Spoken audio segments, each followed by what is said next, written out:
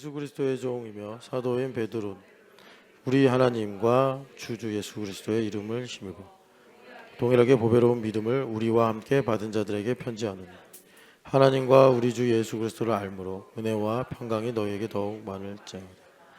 그의 신기한 능력으로 칭명과 경건에 속한 모든 것을 우리에게 주셨으니, 이는 우리 자기의 영광과 덕으로 우리를 부르신 이를 알므로 말미암으니, 이로써 그 보배롭고 지극히 큰 약속을 우리에게 주사 이 약속으로 말미암아 너희가 정욕 때문에 세상에서 썩어질 것을 피하여 신성한 성품에 참여하는 자가 되게 하려 하셨느니라. 그러므로 너희가 더욱 힘써 너희 믿음의 덕을, 덕의 지식을, 지식의 절제를, 절제의 인내를, 인내의 경건을, 경건의 형제 우애를, 형제 우애의 사랑을 더하라. 이런 것이 너희에게 있어 흡족한즉 너희로 우리 주 예수 그리스도를 알기에 게으르지 않고 열매 없는 자가 되지 않게 하려니, 이런 것이 없는 자는 맹인이라 멀리 보지 못하고 그의 옛 죄가 깨끗하게 된 것을 잊었느니라. 그러므로 형제들아, 더욱 힘써 너희 부르심과 택하심을 굳게 하라. 너희가 이것을 한즉 언제든지 실족하리라. 이같이 하면 우리 구주 예수 그리스도 영원한 나라에 들어감을 넉넉히 너희에게 주시리라. 아멘. 우리 옆 사람에게 이렇게 한번 인사합시다. 대박. 그냥 썰렁하게 대박 이러지 말고, 정말 유아야, 찬현이를 보고 대박 이렇게 해보라고. 너무 누나가 차갑구나. 찬현아. 해보라니까 유아가 이렇게 내려봐요. 너 뭐야 이런 눈빛이고, 찬현이 눈을 깔고 죄송합니다 옆에 있어서. 이런 얼굴이에요. 제가 그만 우리 누님 옆에 앉았네요. 예. 자, 그 김창옥 씨라고 그 서울여대 교목이신데 유명 강사로 그렇게 일하시는 분 계시잖아요. 더 그 강사로 많이 알려졌는데, 이분이 이런 말을 하더라고요. 신앙의 언어를 상속받자.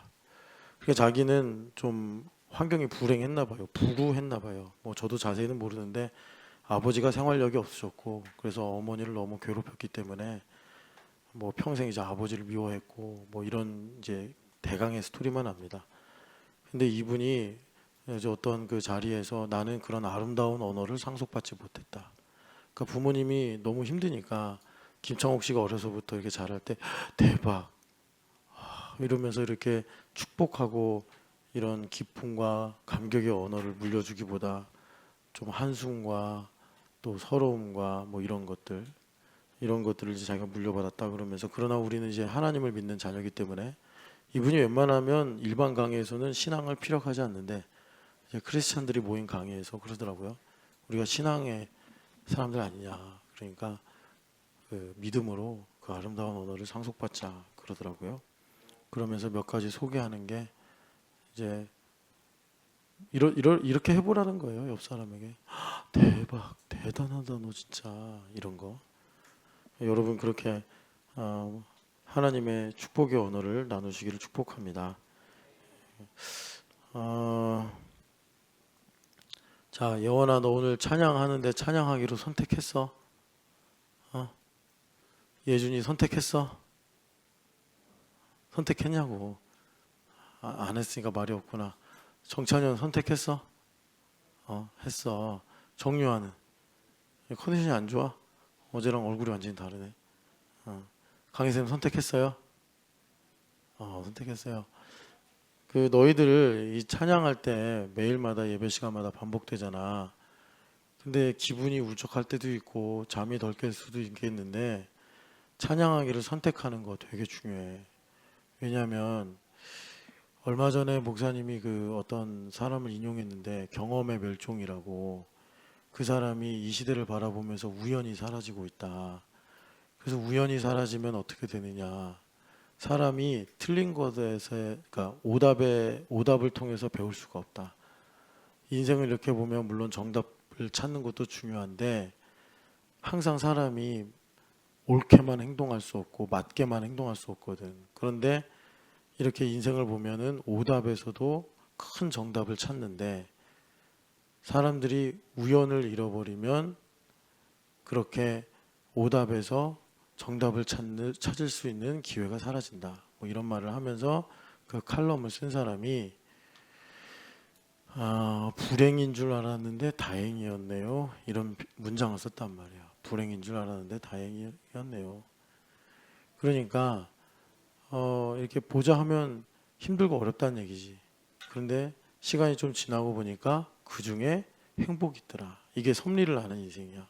행복이 있더라. 그러니까 너 얼굴 왜 그 모양이야? 너 얼굴이 왜 이렇게 슬프고 왜 이렇게 어두워? 그러면 뭐가 안 돼서, 뭐가 힘들어서. 이게 왜 그런지 알아? 선택하는 힘이 없어서 그래. 선택하는 힘이 있잖아. 뭐 이름을 붙이자면 선택력이라고 하자. 그러면 힘들고 어렵고 복잡하더라도 성경에서 우리에게 말씀하는 대로 찬양하고 감사하고 기뻐할 수 있는 자유가 있게 되더라.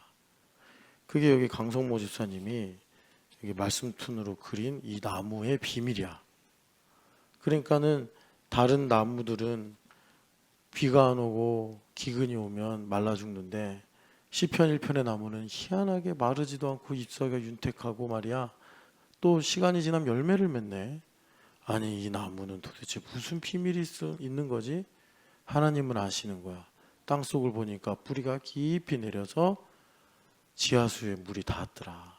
그러니까 그 나무는 기근이 와도 마르지 않은 거야. 그걸 하나님께서 행복한 인생이다. 이렇게 시편 1편에 말씀하셔.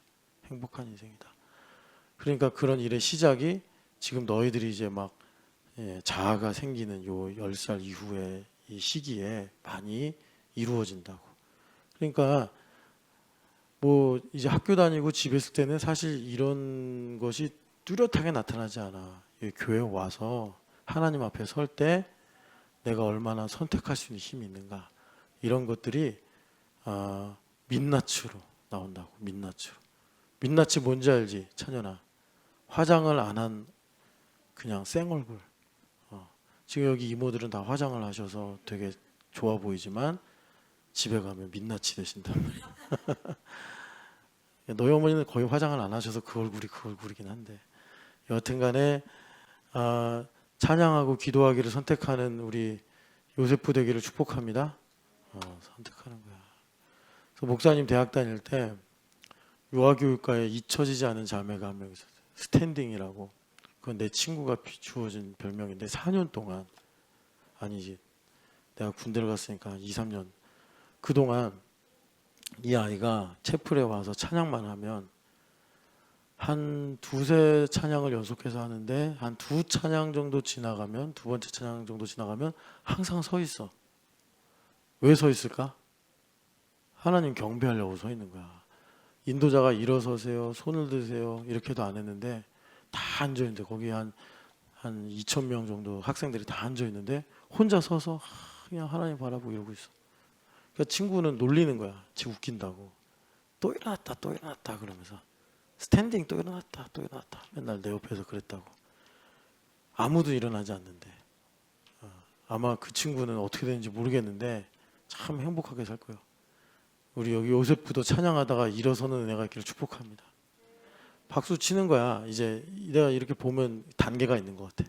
목사님이 선택하라 그러니까 자 목사님 이렇게 박수 쳐. 주변 사람들이 박수 쳐. 하는 거야 이렇게. 아까 부른 찬양 뭐였어? 나는 주님을 찬양. 밥도 안 먹었어. 그냥 3일째 굶었어. 하리라. 그러다가 이제 그 아까 내가 모든 영광과 그러면 이제 그제서 이제 목사님이나 사람들이 손 들면 또 벌써져. 이렇게 벌서는 거야. 아니 찬양할 때 좀 이렇게 해야지. 그렇게 하나님 보실 때 너 코미디 하냐? 그런 찬양하지 말고 하나님을 정말 선택하는 마음으로 그게 전심이야 전심. 선택하는 마음으로 찬양하기를 축복합니다. 그래야지 어른이 돼서 불행한 중에도 다행이네요. 이렇게 말할 수 있다고. 담배 알겠어요? 힘들어도 하나님 일하시는구나. 이렇게 뿌리 깊은 나무가 된다고. 알겠어요? 예. 자, 이게 뭐처럼 주보 얘기가 나왔으니까 일면에 보면 유한준이라는 사람이 이런 말을 했대요. 사랑하면 알게 되고 알게 되면 보이나니 그때 보이는 것은 전과 같지 않으리라. 아니 어떻게 이렇게 고린도전서 13장을 요약을 했지? 제가 너무 깜짝 놀랐어요. 이 유한준이라는 사람은 정조 때 학자래요, 학자. 예, 그래서 많은 명문을 남겼는데 아니 고린도전서 13장을 완전히 요약한 거 아닙니까? 사랑하면 알게 되고 알게 되면 보이나니 그때 보이는 것은 전과 같지 않으리라. 성경 말씀에도 참 이런 말씀이 많죠. 그래서 이전 것은 지나갔으니 보라 새 것이 되었도다. 그리스도 예수 안에서. 오늘 여기 베드로 후서를 보면은 바울 사도는 정말 예수님을 찐으로 알던 사람이죠. 이제 그런 성격 때문에 그런가 고린도 교회에서 바울파, 베드로파, 아볼로파가 이렇게 나눠졌는데 아무래도 바울파는 은사파 정도가 되지 않았을까 싶어요. 왜냐하면 바울 사도가 이제 고린도 교회를 세우셨고 그때 은사 위주로 세울 수밖에 없었다. 이렇게 이제 말씀하시잖아요. 아볼로파는 아무래도 좀 더 학문적인 느낌으로 아볼로는 율법을 가르치는 데 능했다 하니까요. 지식적으로 치우친 사람들이 아볼로파. 게바파는 베드로파는 그거죠. 난 예수님 봤다. 그러니까 아볼로나 바울도 고개를 숙일 수밖에 없죠. 예수님 봤다. 난 예수님 어디서 봤고 예수님 나에게 이렇게 말씀하셨다. 설교 다 끝나죠. 그럼 다 은혜 받는 거죠. 그런 체험 중심으로 베드로파. 그런데 여기 베드로 후서에서 베드로 선생님이 예수님을 아는 지식, 우리가 이제 그리스도를 아는 지식이다 그러면은 베드로가 아니라 이제 바울 사도를 많이 떠올립니다. 그래서 바울 사도가 빌립보서에 그리스도를 아는 지식을 엄청 강조하죠. 그런데 이 베드로 후서에서는 또 다른 차원에서 예수님을 아는 지식. 근데 지식이라고는 표현을 안 쓰고 여기서는 또 번역을 똑같은 말인데도 암. 그래서 2절에 보면 예수 그리스도를 알므로 이렇게도 말씀하고 또 알기에 게으르지 않게 한다. 8절에 계속 예수님을 안다 이것을 말씀해요. 예수님을 알면 여러분 이전에 알던 것이 다르게 보이게 됩니다. 그래서 여기 10절 우리가 많이 봤는데 너희들이 이제 교회를 다니면서 부르심과 택하심을 굳게 해야 된다. 이렇게 베드로 선생님이 말씀하시는데 이 부르심과 택하심이 뭐냐 봤더니 내가 어디로부터 와서 어디로 가는가를 아는 것이다. 요한복음의 말씀이에요. 나는 어디로부터 와서 어디로 가는 줄을 안다. 예수님께서 우리에게 오셔서 나 또한 어디로부터 와서 어디로 가는지를 알게 하시는 겁니다. 난 어디로부터 왔는가. 이게 택하심이에요. 하나님 날 택하셨구나. 택하셨으니까 불행 가운데 다행이구나. 이런 고백이 되는 거예요. 나를 부르셨구나. 내가 어디로 가야 할지를 아는 것입니다. 근데 사실은 어디로 갈지를 모릅니다. 왜냐하면 성경에 보면 아브라함의 믿음을 그가 갈 바를 알지 못하고 믿음으로 하나님께서 지시한 땅을 갔다. 그러니까 지시한다는 게 이제 말씀하시는 땅이죠. 그래서 레마를 듣고 갔다. 이것입니다. 레마를 듣고 갔다. 그래서 우리는 어디로 갈지를 알지 못하는데 예수님께서 나의 어린 양 등불 되셔서 어디로 갈지를 알게 하신다. 이것입니다. 이것이 예수님을 아는 지식. 그래서 예수님을 사랑하는 만큼 우리가 부르심과 택하심을 알게 되어 내가 누구인지를 알게 된다. 이것입니다. 그러면 우리가 여기 이제 예수님을 아는 지식의 문제를 나눠야 되는데 예수님을 알려면 여러분 많은 사람들이 예수님을 실제로 봤으나 아는 일에 실패했습니다. 왜 그러냐면 예수님을 아는 게 너무 힘들었어요. 그게 이제 복음서에 여러 가지 내용으로 나옵니다. 예수님을 알려고 하다 보니까 충돌이 생기고 갈등이 생기고 혼란이 생겨서 나중에는 유대인 중에 어떤 분이 당신이 도대체 누구인지 나에게 말씀해 주세요 라는 외침이 나옵니다. 그런 질문을 듣는 예수님은 바꿔서 뭐라고 말씀하시냐면 너희는 나를 누구라 하느냐 이렇게 이제 물으시는 거죠. 그런데 여러분 이제 우리가 여기서 한 가지 정리하고 넘어가는 것은 예수님을 아는 것은 사랑, 여기 유한준 씨가 한 말대로 사랑하는 만큼 알게 되고 내가 예수님을 아는 만큼 나에 대해서 보는 것은 전과 같지 않게 보이게 된다. 여러분 그렇게 이해하시면 좋겠어요. 예수님을 사랑하는 만큼 내가 예수님을 알게 되고 예수님을 아는 만큼 나의 택하심과 부르심을 알게 되어 내가 나를 보는데 이전과 같지 않게 새 것으로 보게 되더라. 자, 그러면 예수님을 알려면 어떻게 해야 되느냐?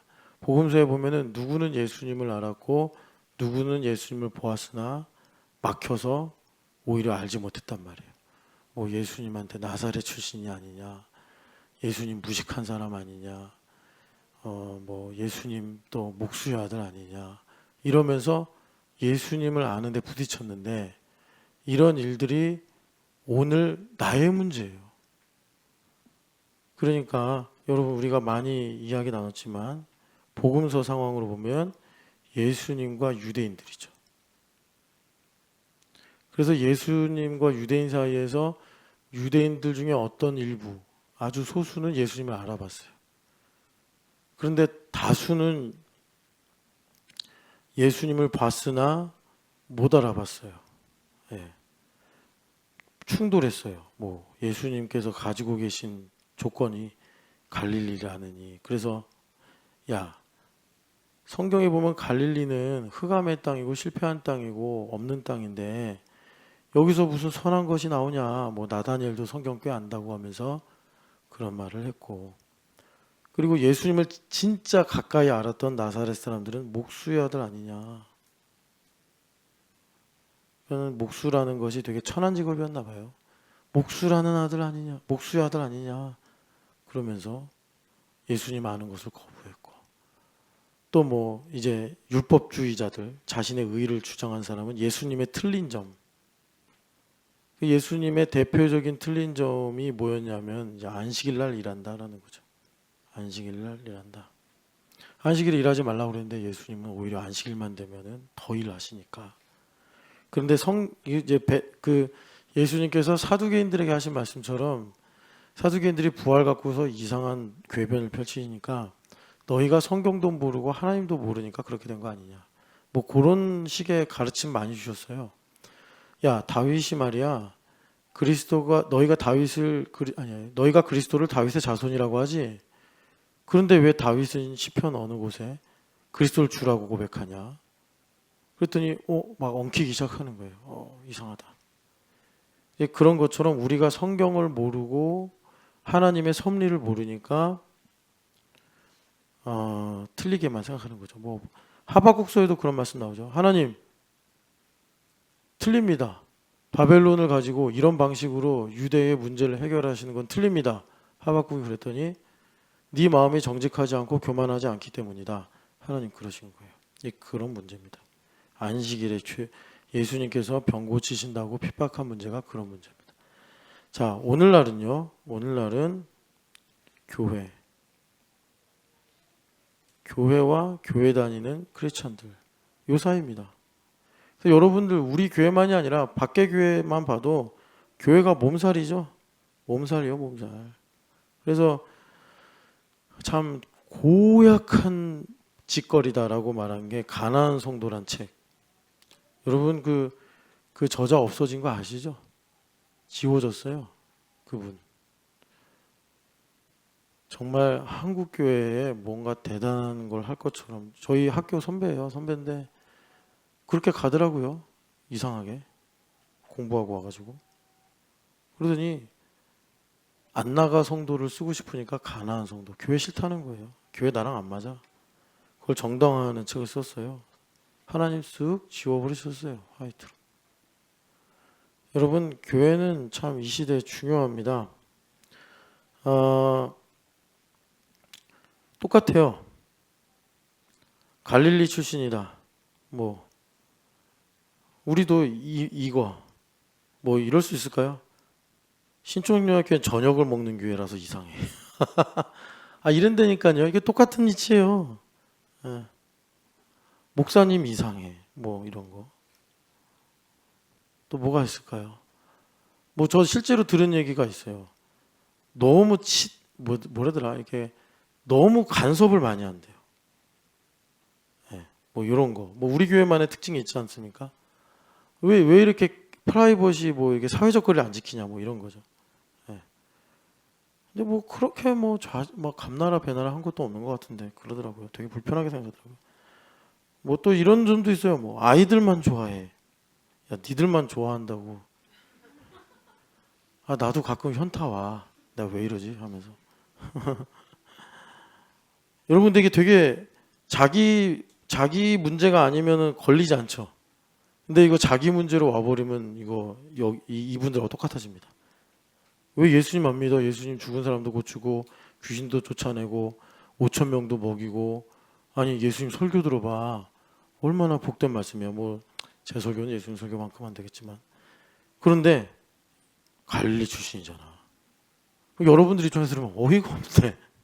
목수 아들이잖아. 아니 이런 편견이 이렇게 심한 사람을 봤나. 안식일이라 하잖아. 도대체 안식일의 본질도 모르고 우리가 그럴 거 아니에요. 똑같습니다. 이게 하나님 앞에서.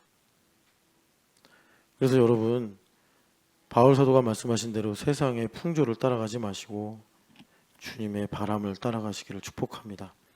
자, 그러면 제가 여기서 여러분들하고 나누려고 하는 게 뭐냐면 이 두 가지를 비교하면서 공통 분모가 있는 거죠. 왜 이러는 거냐? 왜 이러는 거냐? 도대체. 자, 예수님을 믿은 유대인들 보면 똑똑했어요? 아니에요. 기도 많이 한 사람이요? 아니에요. 그거 되게 심각한 도전이죠. 여러분 거기서 삭개오가 기도를 많이 해서 뽕나무에서 예수님 만나겠습니까? 수로보니게 여인이 기도를 많이 해서 여러분 딸을 고쳤겠습니까? 아니잖아요. 뭐가 문제냐? 여러분 그래서 사무엘서가 나의 내러티브로 길게 쓰여진 거예요. 거기 보면은 사무엘서가 사울과 다윗 이야기 아닙니까? 다윗 이야기. 비슷하면서도 너무나 다른. 뭐의 차이죠? 중심의 차이. 여러분 문제로 말하면 다윗이 더 불행했어요. 아시죠? 뭐 이건 여기서 열렬히 일일이 다 말할 필요가 없고. 그런데 하나님은 중심을 보셨다. 그래서 지금 우리가 말하려고 하는 거는 뭐냐? 하나님 중심입니다. 하나님 중심. 하나님 중심. 하나님 중심이고요. 이 하나님 중심은요, 여러분 우리가 뭐 방금 아이들한테 찬양하기로 선택해라 이렇게 말했지만 내가 선택해서 가질 수 있는 게 아니고 예정하심에 의해서 부어주시는 은혜입니다. 그런데 여러분 예전에 한번 이런 질문 드렸죠. 예수님께서 십자가에 죽으신 것은 모든 인류의 죄를 대신하여 죽으신 것일까요? 택자들의 죄를 위하여 대신 죽으실 건가요? 그러니까 택자들의 죄를 대속하시기 위해 죽으셨던 건 제한적인 범위고 모든 인류를 대신하여 죽었다는 것은 이제 모든 것을 다 포함하는 제한이 없는 거죠.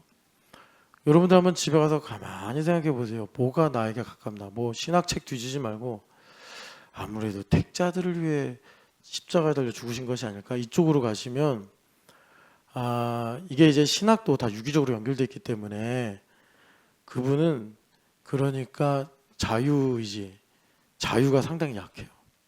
상당히 약해요. 위축되어 있는 사람이고 모든 인류를 위해 죽으셨다라고 이게 느낌이 가시는 분은 하나님을 위해 살리라라는 자유의지가 상당히 강한 사람입니다. 뭐 이미 답을 제가 대충 말해버려서 여러분들이 그럼 모든 인류를 위해 죽으셨다라는 이 구속교리가 맞겠구나 생각하시는 분들도 계실 텐데 여하튼 간에 하나님 중심이 우리에게 오려면 우리에게 겸손이라는 동의가 필요합니다. 겸손. 그래서 누가 예수님을 믿었느냐? 겸손한 사람들, 병 걸려서 고칠 수 없는 사람들, 뭐 12회 동안 전 재산 다 쏟아부었는데도 병이 고쳐지지 않아서 이제는 예수님 옷자락만 만져도 낫겠다고 한 그 여인이 예수님 만난 거죠. 그죠? 삭개오, 내가 인생의 모든 것을 다 가져가 봤으나 그것이 하나 내 마음을 만족시킬 수 없다는 사실을 깨닫고 큰 절망을 가지고 그 돌 무화과 나무를 올라간 거죠. 거기서 예수님 만난 거고. 겸손입니다. 겸손. 그래서 우리에게 말하는 겸손은 뭐냐면 나는 신촌연합교회입니다. 이거예요. 나는 신촌연합교회입니다. 뭐 우리가 뭐 정말 수없이 말하고 들은 내용이죠. 그러니까 이게 무슨 말이에요? 나를 교회되게 하신 주님 감사합니다. 오늘도 신촌연합교회 부르신 주님 감사합니다 하는 거예요. 나를 오늘 신촌연합교회 부르신 감사합니다. 월요일도 불러주시고 금요일도 불러주신 주님 감사합니다. 그래서 예수님께서 이 세상을 바라보시면서 얘야 너도 나를 떠나려느냐 할 때 여러분 꼭 오늘 설교의 결론의 말씀인데 영생의 레마가 여기 있사온데 내가 어디를 가오리까. 유아야 그런 게 뭐냐면 이런 거야. 네가 모처럼 뜻을 정해서 많은 시간을 요즘에 교회에서 보내지 않냐? 교회 오면 책도 잘 읽혀지고 수학 문제도 잘 풀리고 영어 단어도 이렇게 잘 외워지는데 내가 어디를 가오리까? 이게 요한복음 6장 68절 말씀이야. 무슨 말인지 아니? 너가 요즘에 이제 교회에서 공부하고 싶다고 와서 학원 가는 시간 빼고 교회 와서 지내잖아. 응? 응. 그러니까 어른이 대답하면 하지 말고 네 해야지. 내가 네 친구냐? 뭔 일 있는지 유아가 오늘 경직돼 있네. 근데 베드로 선생님이 예수님께서 다 사람들이 떠나는 거야. 예수님께서 마치 많은 사람들이 자기를 위해서 뭔가를 채워줄 줄 알고 예수님 막 따라왔어. 근데 예수님은 그런 거 관심 없다. 난 너희들에게 하나님의 생명을 주려고 왔다. 그랬더니 놀랍게도 교회 다니던 사람들이 다 예수님 떠나는 거야. 나는 내 문제 해결받으러 왔는데, 나는 내가 원하는 것을 가지러 왔는데, 근데 예수님은 그거 관심 없다는 거야. 나는 영생의 떡에만 관심 있다 이러시는 거야. 그러니까 그 수많은 예수님을 추종하던 사람들이 다 떠나가는 거야. 그때 5천 명 먹었던 사람들 다 떠나간 거야. 그리고 달랑 이제 12명하고 거기 이제 예수님을 섬기던 여인들 몇 명 남은 거야. 그러니까 눈에 보기에도 예수님 쓸쓸하시겠어? 쓸쓸하지 않으시겠어? 쓸쓸하시지. 너 주변에 친구들이 다 떠나가고 정찬은 혼자 남았어. 쓸쓸하지. 근데 나중에 크면 얘도 친구 같아져. 근데 이제 너무 쓸쓸해지셔서 예수님께서 그러신 거야. 너희도 나를 떠나려느냐. 그때가 기회인 거야. 그때가 기회인 거야. 아니 영생의 말씀이 여기 있는데 내가 어디를 갑니까? 베드로 선생님이 그런 말씀하신 거야. 그게 이제 너식으로 말하면 아니 교회만 오면 영어 단어가 잘 외워지고 교회에서 디캠으로 수학 문제 풀면 수학도 잘 풀리고 아니 뭐 그냥 내가 심심해서 또 책을 읽으면 책도 잘 읽혀지고 그런데 내가 뭐 딴 데 갈 필요가 있습니까? 꼭 교회에서만 공부해야 된다 그 얘기가 아니고 그런 마음의 심상을 갖는 게 이제 그것이 하나님 중심이다. 겸손이다. 이런 거야. 알겠어요? 그러면 하나님께서 너무 좋아하셔서 너가 그동안 뭐 좀 길게 기도했잖아. 1년 넘게. 너에게 맞는 공부 방법을 하나님께서 가르쳐 주시고 인도해 주셔. 그러면 재밌어. 왜냐하면 내 식으로 영어 단어를 외우는 방법을 터득하는 거야. 재밌어. 그러면 단어 외우는 게 좀 지루해도 이렇게 외우면 잘 외워지네. 그러면 잘 외워질 뿐만 아니라 재미있다고. 그 재미를 배우잖아. 그러면 AI 시대에 너가 혹시라도 영어 단어를 잘 외우는 앱을 만들 수 있게 되는. 그럼 평생 놀고 먹을 수 있어. 그냥 그 후자는 그냥 내가 덕담으로 한 말이고 놀고 먹어서 뭐 하겠냐, 그지? 자, 그래서 여러분 하나님 중심입니다. 하나님 중심, 하나님 중심. 이 하나님 중심이 눈을 열어. 우리가 그동안 교회됨의 40일 혹은 설교 혹은 우리가 그냥 말씀의 은혜를 나눌 때 수없이 반복한 눈을 열어. 눈이 열리는 거예요. 눈이 열리는 거예요. 우리 사도행전 26장을 가서 한번 오랜만에 보겠습니다. 바울 사도에게는 눈이 열리는 게 너무나 중요한 게 여러분 그 성령 세례를 받을 때 하나님께서 여러 가지 사람마다 어떤 약속의 반지 같이 징조를 주셨잖아요. 근데 오늘 우리에게는 그게 교회됨입니다. 교회됨. 그게 이제 성령 세례를 우리에게 하나님께서 보여주시는 징조예요. 18절 읽어보겠습니다. 그 눈을 뜨게 하여 어둠에서 빛으로 사탄의 권세에서 하나님께로 돌아오게 하고 죄사함과 나를 믿어 거룩하게 된 무리 가운데서 기업을 얻게 하리라 하더이다. 아멘.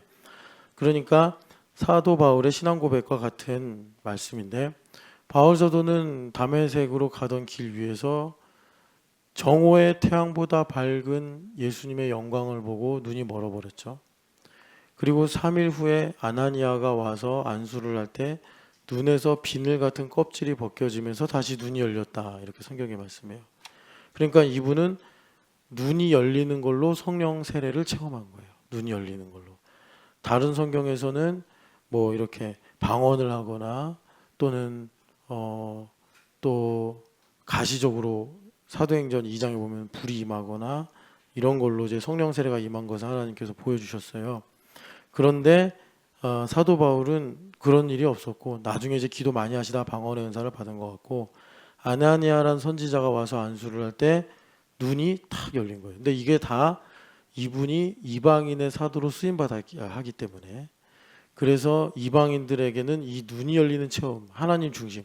그러니까 유대인들의 약점은 뭐냐면 평생을 우리처럼 교회에서 살고 그리고 성경에 익숙하기 때문에 정말 깊은 하나님의 은혜가 아니면 내가 지금 하나님 중심으로 행동하는 건지, 하박국서에서 하나님께서 지적하시는 것처럼 치팅을 하면서 하나님을 섬기는 건지 몰라요. 그러니까 박유미 집사님은 증조 할아버지가 손양원 목사님하고 감옥살이도 하셨고, 그리고 제가 이렇게 들어보니까 하여튼간에 다 기독교 집안이고, 그리고 이렇게 이제 이어서 기독교인으로 살고 있어요. 그러니까 박유미 집사님은 깊이까지 들어가서 내가 지금 이렇게 찬양 인도를 하고 반주를 하는 것이 하박국서에 말씀하시는 하나님의 말씀처럼 내가 정직하지 못하고 교만하여 하나님을 치팅하면서 지금 이렇게 섬기는 건지, 아니면은 내가 정말 하나님 중심으로 섬기는 건지 숙제가 항상 남아요.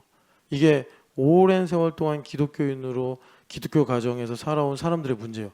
꼭 뭐 3대 4대가 아니더라도 내가 거의 모태신앙급이다. 그래서 내 인격의 형성과 믿음의 성장이 동시에 진행됐다. 그런 사람들은 하박국서의 말씀처럼 지금 내가 만약에 기뻐요. 이 기쁨이 내가 교회 일을 하면서 기쁘더라도 내가 정말 전심으로 하나님을 기뻐하는 건가, 아니면 내가 하박국에게 지적하시는 것처럼 치팅하면서 기뻐하는 건가, 내가 좋아하는 일이 되니까 기뻐하는 건가를 분별해야 되는 숙제가 항상 있어요. 그래서 하박국서가 뭐라 그러죠? 외양간에 송아지가 없어도, 우리의 양떼가 없어도, 감람나무에 소출이 없어도, 포도나무에 열매가 없어도 하나님을 기뻐하는 것, 이것이 내가 전심으로 하나님 기뻐하는 거예요. 그러니까 박유미 집사님 같은 경우는 예를 들자면 꼭 그렇다는 게 아닌데, 여기서 찬양 인도를 했어요. 기뻤어요.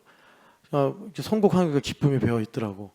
그런데 이 기쁨이 정말 너가 우리의 양떼와 외양간의 송아지와 감람나무의 소출로 인해 기뻐하는 건지, 아니면은 너가 그런 것이 없어도, 그러니까 그런 것이 아니라 하나님으로만 기뻐하는 건지를 하나님께서 드러내신단 말이에요. 이제 드러내는데, 이 드러내는 것이 뭐냐면, 사실 그래서 뭐 박유미 집사님의 외양간이 뭔지 모르고 포도나무가 뭔지는 모르지만 그게 없어도 정말 하나님을 찬양하고 기뻐한다면 그 찬양 인도한 상급이 남는 거예요. 그런데 박유미 집사님 인생에 감람나무에 소출이 없고 우리의 양이 없어요. 그걸로 인해 낙심한다면 내가 지금 하나님을 치팅하고 있구나. 하나님께서 드러내셔서 치료하는 은혜를 베풀어 주시는 거예요. 여러분 이렇게 하나님 중심을 배워가시기를 축복합니다. 그래서 여러분 바울 사도가 왜 나머지 훌륭하신 마띠아까지 12사도가 계신데도 제일 작은 사도가 사도의 대명사가 됐느냐. 바울 사도는요, 자기가 자기에 대해서 말하기를 나는 가말리엘 문화에서 배웠어. 그러니까 사도행전에서도 한번 가말리엘이 나오잖아요. 예수님을 안 믿는 사람인데 이런 말을 합니다. 만약에 저 잔당들이 하나님의 손에 의해서 쓰임받는 사람들이라면 우리가 그들을 대적하면 하나님을 대적하는 것이 돼. 내버려 둬. 예전에 드다가 일어나서 400명을 모았는데 그가 아무것도 아니다 보니까 흩어져서 지금은 드다 파 없어졌잖아. 저 나사렛파 예수파 사람들 말이야. 냅둬 봐. 하나님께서 쓰시는 사람들 아니면 나중에 흩어져. 그런데 만약에 저들을 하나님 쓰시는 사람들이면 우리는 하나님 대적하는 게 돼. 이게 왜 무서운 지혜냐면 가말리엘 같은 사람이 한 명 더 있었어요.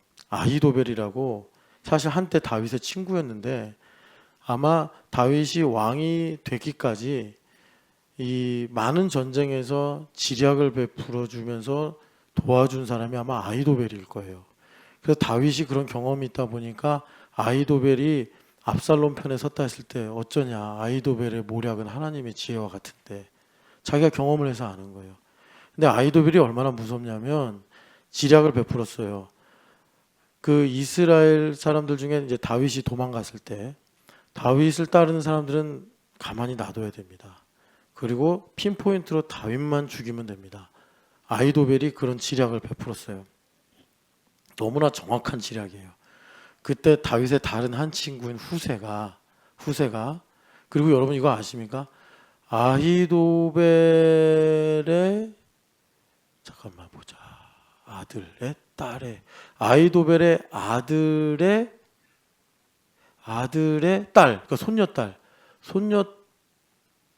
손녀딸이죠. 바세바. 예. 바세바가 그러니까 아히도벨의 며느리라고 해야 되나? 하여튼간에 제가 좀 족보가 엉키는데 아히도벨의 아들의 딸의 사위가 우리아예요. 맞죠? 네, 우리아. 그러니까 다윗 집안하고 좀 엉켜 있어요. 아히도벨하고. 그러니까 그 이제 우리아가 죽은 거는 이제 사위쯤 되는 건데 이제 그렇게 되고. 그러니까 아히도벨이 용서를 못 하겠는 거예요. 이게 다윗을. 그런 족보를 여러분 나중에 역대기에서 보시면 그런 내막이 있습니다. 그러니까 아히도벨이 돌아선 거예요. 압살롬에게로. 그런데 누가 더 악하냐? 다윗이 악하냐? 압살롬이 악하냐? 그건 하나님 결정하시는 거예요. 여러분 이거는 좀 깊이 있게 성경을 보셔야지 이제 우리가 살펴볼 수 있는 거예요. 자, 여하튼 간에 그래서 후세가 모략을 피는데 아닙니다. 그래서 그 압살롬의 허영심을 끌어내 가지고 그냥 그 지면을 이슬이 덮듯 대군을 이끌고 가셔서 모두를 다 없애버리셔야 됩니다. 해서 압살롬이 지게 되는 겁니다. 그러니까 그 아히도벨이 딱 자신의 이 전략이 후세에 의해서 밀려나는 걸 보면서 어떻게 했죠? 자살을 했어요. 그러니까 무서운 지혜를 가진 사람. 이런 건 좋은 지혜가 아니라 무서운 지혜. 그러니까 이 사람은 아히도벨이 왜 그런 길을 가게 됐느냐. 한때 다윗과 목숨을 걸고 광야에서 생사를 같이 하던 사람인데 압살롬 편에 서가지고 다윗을 죽이려고 했단 말이에요. 그런데 그 사람이 왜 그렇게 됐냐면 하나님 중심이 없어서 그래요. 하나님 중심이 없어서 자신의 인생의 문제를 해석을 못 하겠는 거예요. 가말리엘도 무서운 지혜를 가지고 있죠. 아니 그들이 하나님 편에 선 사람들이라서 쓰임 받는 거면 우리가 하나님을 대적하는 거가 돼. 그러면 이 사람 예수님을 믿어 볼 만도 하지 않습니까? 근데 예수님 절대 안 믿어요. 그런 사람 밑에서 기름 부음으로 사사를 받은 사람이 다 바울이에요. 그러니까 바울도 똑같은 이제 지식을 가지고 있었는데 그러니까 모든 걸 다 알았던 거죠. 그런데 바울이 눈이 열리면서 깨달은 게 뭐예요? 아무것도 몰랐구나. 그러니까 가말리엘 선생님은 하나님 중심이 없었고 다 바울은 그래도 하나님 중심이 있었던 거예요. 하나님 중심이 있어서 스데반이 죽는 걸 보면서 미치겠는 거예요. 왜냐하면 스데반의 얼굴에는 분명히 자기가 율법에서 배웠던 천국이 있는 거예요. 자기가 이단이다라고 정죄를 했고 그게 이제 그 겉옷을 거둔 게 그런 것입니다. 그 스데반을 돌로 쳐 죽인 사람들이 겉옷을 벗어서 그 누굽니까? 사울의 발 앞에 놓았다는 거는 그 현장 심판이 이루어질 때 사도 바울이 그 재판장 역할을 했다는 거예요. 그만큼 사울이 유대 사회에서 지위도 있었고 인정도 받았다는 것입니다. 그래서 사울이 그 옷을 딱 받아서 옳다라고 이제 인정을 했고 그래서 스데반을 이제 돌로 쳐서 죽는데 그래서 바울의 계획은 그랬을 거예요. 저 녀석 이단이니까 아마 이제 돌로 쳐서 죽이려고 하면은 비굴하게 살려만 주십시오. 아니면 막 우리를 욕하고 저주하면서 죽을 거다.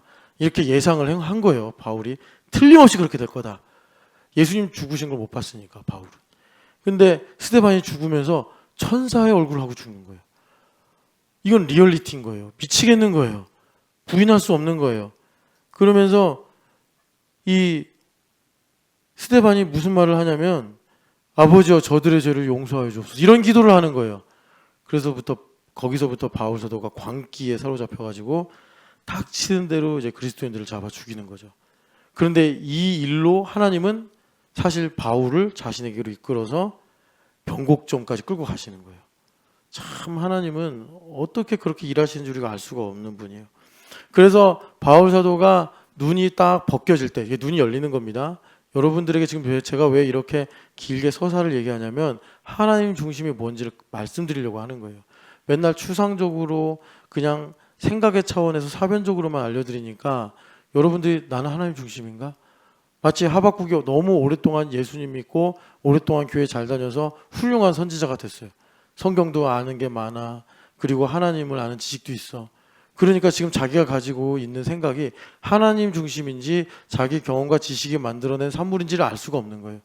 그러니까 하나님께서 특단의 조치를 취하셔서 외양간에 송아지도 없고 우리의 양떼도 없고 이것도 없고 저것도 없는 상황에서도 하나님을 더 옳다고 찬양하고 기뻐할 수 있어? 거기까지 가는 거예요. 그러니까 바울 사도도 그 다메섹 도상이 그런 순간이란 것입니다. 눈이 벗겨져서 딱 열리게 될 때 바울 사도가 깨달았던 건 뭐예요? 내가 그동안 알고 있던 것은 아무것도 아니었구나. 비로소 이제 그리스도를 아는 거예요. 그래서 바울 사도가 뭐라고 그러냐면 이전에 내가 유익하게 여기던 것을 다 해로 여기며 내가 이전에 알던 것을 다 배설물과 같이 여긴다. 그게 하나님 중심이에요. 그게 하나님 중심이에요. 다른 말로 말하면 내가 정말 율법에 흠이 없었다고 말하잖아요. 옳다고 생각했는데 나는 옳은 게 아니라 틀린 거였구나. 틀린 거였구나. 그게 하나님 중심이에요. 그게 하나님 중심이에요. 아마 김창옥 교수는 이제 그 성악을 전공했다고 하더라고요. 근데 어떻게 교육 서울여대 목사님이 되셨는지 모르겠어요. 나중에 신학을 전공하셨나? 여하튼간에 아버지를 그렇게 증오했대잖아요. 엄마를 그렇게 고생해 시켰대요. 그래서 어머니가 하신 말씀이 그렇대요. 뭐 누가 그랬대요. 그 김창옥 씨도 잘생겼잖아요. 그러니까 남편 잘생기셨네요. 그랬더니 잘생기면 뭐해? 사람 안에 사람이 있어야지. 이런 말을 했대요. 그게 어머니가 자기에게 주신 너무나 귀한 교훈이래요. 사람 안에 사람이 있어야 되는구나. 그러니까 이분이 아마도 이제 이런 모든 이야기들을 자기의 간증 형식으로 이렇게 펼칠 수 있는 것도 아버지를 용서했기 때문이겠죠. 평생 경제 생활력이 없어. 그래서 엄마만 죽으라 고생시켜. 그런 아빠는 틀렸다고 계속 생각했어. 하나님 중심이 열리니까 아버지가 오르시구나. 여러분 이거는 김창옥 교수 입장에선 그냥 하나님의 은혜가 아닌데 이거를 누가 이렇게 말해주고 설득시키려고 하면 아마 원수지간이 될 겁니다.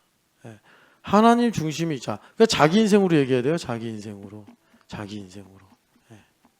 그래서 여러분 그 창세기에 유다가 나중에 이제 유다가 되잖아요. 유다 지파의 리더가 되잖아요. 그래서 이제 유다는 사자라 이렇게 축복을 받는데 그 유다가 사자 유다가 되는 그 변곡점이 어디예요?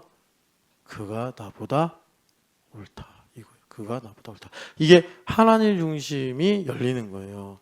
여러분들 각자 죽어도 틀린 게 있을 거예요. 죽어도 아닌 게 있을 거예요. 죽어도 감사할 수 없는 문제가 있을 거예요. 하나님 중심은 하나님께서 그런 일을 나의 인생에 허락하신 것은 섭리로 보자면 하나님 중심이 뭔지 우리가 알려면 정량화돼야 돼. 우리는 정량화되지 못하면 알 수가 없고 다룰 수가 없어. 그러니까 하나님께서 나에게 이제 믿음의 분량에 비례하여 하나님 중심을 알게 하셔야겠으니 그런 일들을 우리에게 주사 김창옥 교수 같은 경우는 평생 아버지를 증오하고 살았는데 눈이 열릴 때 아버지가 옳구나. 그러니까 어머니가 하신 말씀은 정말 불행해서 사람 안에 사람이 있어야 돼라는 말을 이분은 지금 그러니까 이분의 강의 들으면 좀 복음적이잖아요. 많은 사람들이 위로받잖아요. 한 번은 제가 그러니까 저 너무 이분 얘기 많이 해서 죄송한데 이분이 어느 그 지방에 가서 이렇게 이제 시민 그런 이제 홀이었나 봐요. 그런 강의실, 그 이제 주민센터 같은 데 그런 거 있잖아요. 거기 사람들 모아놓고 강의를 하는데 뭐 질문 없습니까? 하실 말씀 없으세요? 뭐 이런 이제 말을 하니까 한 분이 손을 드는 거예요. 그러면서 한 분이 이런 얘기를 하더라고. 교수님 감사합니다. 이게 무슨 말이에요? 그랬더니 제가 몇 년 전에 교수님의 강의를 우연히 밤에 들었는데 저는 그때 사실 죽으려고 했습니다. 근데 교수님 강의를 듣고 살아야겠다라는 마음으로 바꿨습니다. 그리고 저는 그 은혜가 너무나 감사해서 교수님한테 이 말씀을 드리고 싶었습니다. 뭔데요? 교수님도 이렇게 많은 일을 하시다가 저처럼 힘들고 어려울 때 이겨내십시오.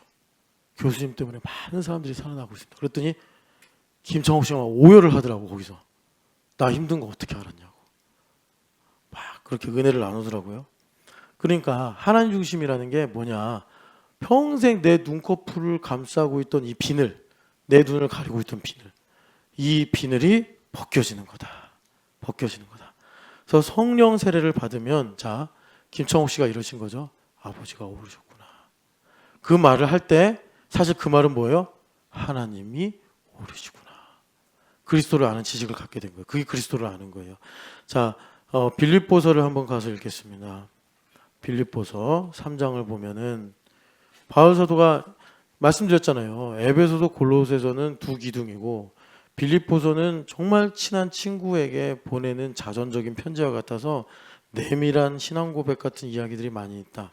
그 중에 3장을 보면은 이제 인사를 하려고 하다가 뭔가 또 막 끌어올라서 또 계속 말씀을 이어가잖아요. 3장 1절은 끝으로 이제 잘 지내, 기뻐해, 안녕 이러려고 했는데 뭐가 또 막 바울 사도의 마음을 움직이셔서 5절 보면은 나는 8일 만에 할례를 받았고 이스라엘 족속이고 베냐민 집하고 히브리인 중에 히브리인이고 율법으로는 바리새인이고 열심으로는 교회를 박해하고 율법의 의로는 흠이 없었던 사람이야. 너무 이제 개인적인 자전적인 얘기를 하는 거예요. 그러면서 이제 감출 수 없는, 이거는 이제 끝내려고 그랬는데 또 드러나는 거니까 진짜 이거는 바울 사도가 하고 싶었던 말인가 싶은데 7절부터 읽어보겠습니다. 그러나 무엇이든지 내게 유익하게 여기던 것을 내가 그리스도를 위하여 다 해로 여길 뿐더러 또한 모든 것을 해로 여김은 그리스도 내 주 그리스도 예수를 아는 지식이 가장 고상하기 때문이라. 내가 그를 위하여 모든 것을 잃어버리고 배설물로 여김은 그리스도를 얻고, 여기까지. 그러니까 예수님을 알기 위해서 이전에 내가 유익하게 여기던 것들, 이런 것들을 다 해로 여기고 배설물과 같이 여기는 완전히 뒤집어지는 일이 일어난다. 바울 사도가 말씀하시는 거예요. 왜냐하면 여러분 이런 겁니다. 바울 사도가 고린도서 7장에 결혼하지 말라는 이유가, 결혼을 하면은 남편은 아내를, 아내는 남편을 어떻게 기쁘게 할까? 그렇게 하다 보면은 하나님을 기쁘게 하는 것을 놓치기 때문이다. 그래서 좀 극단적인 얘기를 하시는 건데, 뭐 혹시 믿음이 있으면 나같이 되고 싶으면 나같이 되라, 이렇게도 이제 축복을 하시는 거죠. 그러니까 내가 이 땅에서 좋은 것들, 내가 나에게 안정감을 주는 것들, 나에게 만족을 주는 것들, 나를 즐겁게 하는 것들이 바울 사도 입장에서는 오히려 왜 해롭냐면 내가 그리스도를 찾고 그리스도를 얻는데 안주하게 만들고 그런 기회들을 놓치게 만들고 외면하게 만들기 때문에, 그렇기 때문에 이전에 내가 좋게 여기던 나는 이스라엘의 선민이다, 베냐민 지파다, 히브리인 중에 히브리인이다, 바리새인 출신이다, 뭐 여긴 안 나왔지만 가말리엘에게 배웠다, 또 율법의 의로는 흠이 없다, 이런 것들, 자부심, 내가 가치 있게 여기던 것들을 배설물과 같이 여긴다. 왜 그러냐면 내가 그리스도를 얻기 위함이다. 그래서 9절 보면은 그리스도를 얻으면 그 안에 뭐가 있어요? 내가 있다. 나를 발견하게 된다. 내가 어디로부터 와서 어디로 가는지를 알게 된다. 그래서 어떤 결과가 나오죠? 그래서 역으로 다시 진정한 히브리인이 되게 하시고, 히브리인이라는 건 나그네다라는 건데 진정한 스피리추얼 노마드가 되게 하시고, 진정한 영적 이스라엘 족속이 되게 하시고, 진정한 베냐민 지파가 되게 하시고, 진정한 바리새인들이 추구하던 세상의 영광과 명예와 성공이 아니라 하나님의 영광을 위하여, 원래 바리새인이 그렇게 시작을 했거든요. 그런 일들. 그리고 자기가 추구하던 의도. 자, 9절 읽어보겠습니다. 그 안에서 발견되려 함이니 내가 가진 의는 율법에서 난 것이 아니요 오직 그리스도를 믿음으로 말미암은 것이니 곧 믿음으로 하나님께로부터 난 의라. 아멘.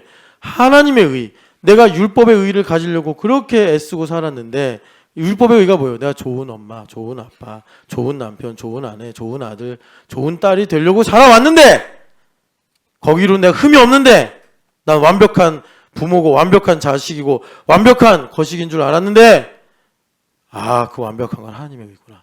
내 인생에 하나님이 오르시구나 라는 것을 발견할 때 비로소 예수님께서 내 안에서 역사하셔서 나로 참된 아버지가 되게 하시고 참된 엄마가 되게 하시고 참된 딸, 아들 되게 하시고 참된 내가 되게 하시고 참된 교인이 되게 하시고 참된 인생을 살게 하시는 줄을 믿습니다. 하나님의 의, 하나님 중심이에요. 하나님 중심. 그래서 지금 바울 사도의 말씀이 이 7절부터 9절 말씀은 여러분이 10절부터 14절, 15절까지 쭉 읽어보시면 알겠지만 현재 진행형인 거예요. 현재 진행형. 그래서 나의 인생에 내일도 하루가 펼쳐지고 내일 모레도 하루가 펼쳐지는데 그 펼쳐질 때마다 믿음의 경주를 하면서 모든 일 가운데 하나님은 오르시다 라고 내가 하나님의 의를 얻게 된다라고 바울 사도가 말씀하신 거예요. 하나님이 오르시다 라고 내가 발견하게 될 때 그때 나로 하나님께서 온전하게 하신 일이 일어나며 그것을 어떻게 얻게 되느냐. 하루라는 삶을 가지고 이게 재료거든요. 하루라는 삶이 시간이, 에너지가, 경험이, 사건이 나를 만난 삶 다 재료예요. 그걸 가지고 뭘 얻는 거예요? 예수님을 아는 지식을 얻는 거예요. 예수님을 아는 지식이 뭔가? 예수님을 발견하게 되면 하나님이 오르시구나. 계획대로 안 돼도 하나님이 오르시구나. 마음이 평안하고 기쁨이 있고 또 소망이 있게 되더라라는 것입니다. 하나님 중심. 예수님을 알게 되면. 그래서 여러분 마가복음 8장만 읽어보겠습니다. 제가 이제 하나님 중심의 이야기를 좀 마무리를 하겠는데 마가복음 8장 보면 제가 이 제자도 하면 이제 마가복음 16장 24절을 대표적으로 많이 읽고 또 전하기도 하지만 마가복음 8장을 말씀드릴 때는 이 38절 때문에 그런 거예요. 그 마태복음 16장에서는 이제 사람의 일이냐 하나님의 일이냐 거기도 하나님 중심이 나오지만 자 33절 보면요.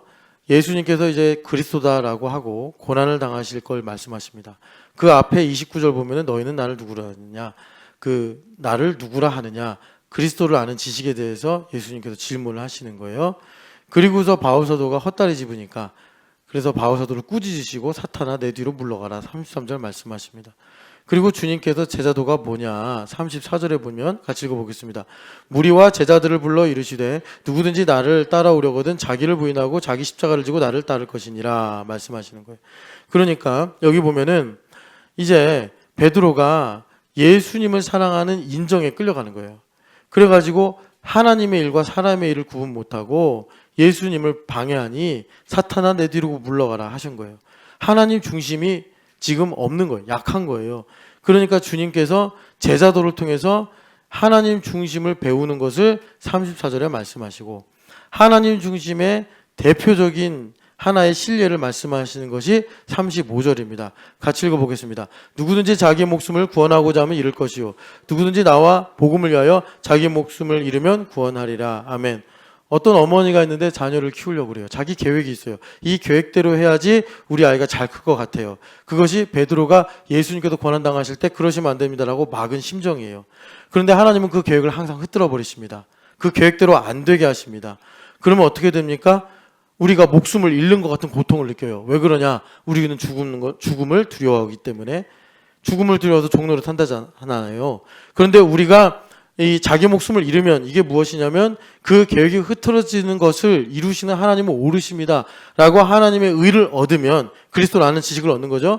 그렇게 되면 내 계획이 불완전한 것을 하나님께서 자기의 섭리대로 움직이셔서 오히려 내가 원하던 것을 더 참되게 갖게 하시는구나. 구원하리라. 이렇게 이루어진다는 거예요. 이것을 내가 순리대로 알게 되는 것이 하나님 중심이다. 하나님 중심을 알려면 너희는 나를 누구라 하느냐라는 예수님을 아는 지식을 얻어야 하며 예수님을 아는 지식을 얻는 것은 교회가 되어 예수님의 살과 피를 먹는 수밖에 없다. 예수님의 살과 피를 먹는 것만이 내가 그리스도를 아는 지식을 얻는 것이요. 그래서 나로 주님께서 생명은 내가 너에게 이르는 말은 영이요 생명이라. 레마가 나를 움직여서 여러분 내 정신으로 이게 하나님의 일인가 사람의 일인가 분별해서 갈 수 있다는 착각은 버리십시오. 불가능합니다. 왜냐하면 우리가 흑암 가운데 있고 죄 가운데 있기 때문에 레마로 의해서 그렇게 되는 거예요. 레마로 의해서 영이요 생명인 주님의 말씀에 이끌려서 되는 거예요. 아까 전에 박유민 집사님 예를 들었는데 박유민 집사님이 하나님을 전심으로 찬양했는가? 감람나무에 소출이 없고 양떼가 우리에 없고 양떼가 우리에 없고 이런 일이 일어나요. 그때 박유민 집사님이 그때도 여기서 찬양한 것처럼 나는 여호와로 인하여 즐거워하리라. 나는 주님을 찬양하리라. 이렇게 주님을 찬양하는 건 레마로 가능하지. 박유민 집사님이 정말 감람나무에 소출이 없고 외양간에 송아지가 없는 걸 보면서 의식의 작용에 의해 가지고 나는 주님을 찬양할 거야. 하박국서처럼 찬양할 거야. 안 돼요. 안 돼요. 절대 안 돼요, 여러분. 그렇게 되면 예수님 안 오셨다니까. 예수님께서 박유민 집사님한테 예수님의 살과 피를 막 공급해 주셔야 돼. 그래서 박유민 집사님이 그 살과 피를 배부르게 실컷 먹고 레마로 끌려가야지 놀랍게도 감람나무에 소출이 없는데 찬양이 나오고 외양간에 송아지가 없는데 주님의 높으신 뜻을 알게 되어서 하나님의 공에 이르게 된다라는 것입니다. 우리 같이 기도하겠습니다. 하나님 아버지,